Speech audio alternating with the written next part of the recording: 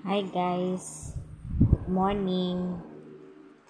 Ngayon po, dahil okay na po yung kumbaga malapit na pong mag-end ang class. Actually, end na rin po sa sa senior high. So, ito po yung mga notebook ng aking mga anak. Ng aking anak. Ngayon po, ang ginagawa ko, dahil sayang naman, tulad neto, ayan, diba?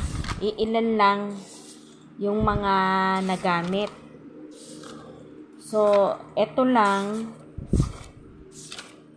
ayan, kumbaga, eto lang po, guys, yung mga nagamit. Tapos, ito yung hindi pa. Ito yung mga nagamit. So, ang ginagawa ko niyan, every end of the class or bakasyon na, tinatanggal ko yung tahin niya. Katulad neto po, oh. Katulad neto. Tapos, pagsasama-samahin ko yung mga sulat. Tinatapon ko yung mga papel na pinagsulatan na. Tapos, sasama-sama ko ngayon yung mga wala pang sulat. Katulad neto, oh. Katulad neto. Oh, 'di ba? Ito yung mga walang sulat. So, ang gagawin ko, guys, is tatahiin ko siya mamaya. So, ito yung isang notebook na to na tatahiin ko mamaya. The rest, ito is bagong baklas. Tapos, ilalagay ko siya dito sa isa na wala pang kumbaga wala pang sulat. So, babaklasin ko siya. Siguro, kung ilan to. 1, 2, 3, 4, 5, 6. Siguro, mga 5. Makakagawa ako ng notebook.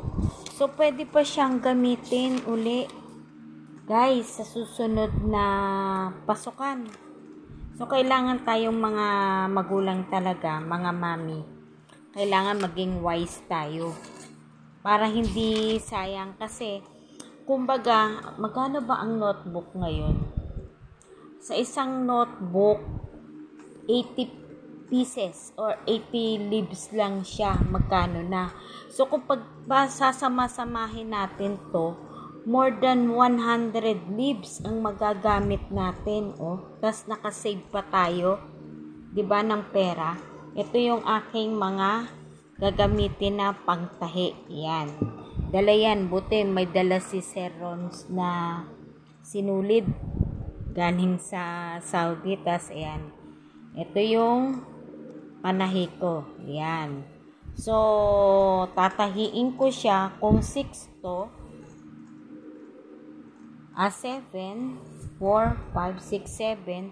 Siguro makakagawa tayo neto ng mga 6. O, diba?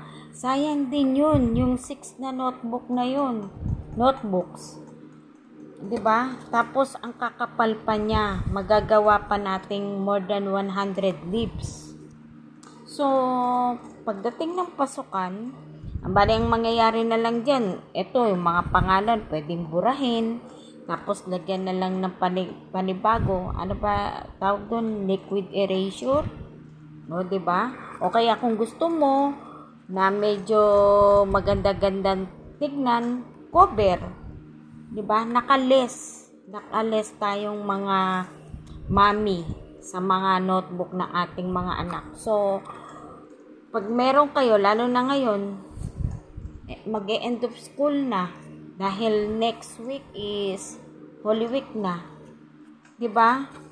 So, pag-ipupunin natin yung mga notebook nila and then, ayan, gawin natin. At least siguro sa isang anak nyo or kung ilan man yung anak nyo, maliles na siya sa notebook. So, yung ibang anak na lang, 'di ba? Kung halimbawa, 20 notebooks ang kailangan ng dalawa nyong anak. O, at least makakasave na kayo ng ilang notebook. Tapos, makapal pa siya. Hindi yung mabibili nyo na manipis lang. Kumbaga, re-remedyohan natin, di ba? Tips lang po sa mga magulang kaysa naman itapon natin. Sayang. Sa hirap po naman po ng buhay ngayon, sa mahal po ng mga bilihin, at least kahit sa notebook, makakapag-save tayo, mabibili natin yung pambili ng notebook sa ibang gamit ng mga anak nila. O anak nyo pala, sorry, I mean. Okay. So, yan lang po guys, sa mga mami dyan. At maraming pong salamat. And thank you for watching.